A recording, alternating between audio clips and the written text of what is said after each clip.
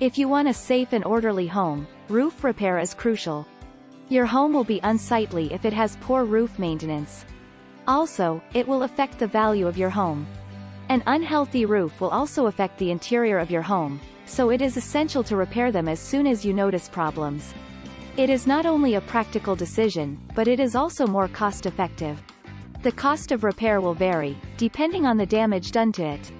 The severity of the damage, the number of damaged shingles, the pitch, and the climate of your area will all determine how much it will cost.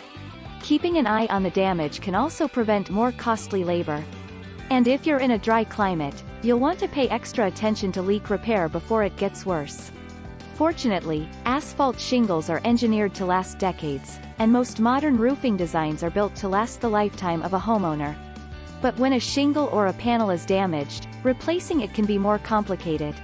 In addition, it can be difficult to match existing materials, and a patched area can end up looking less than professional. If you're in this situation, hiring a professional to replace the shingles or paneling may be the best decision.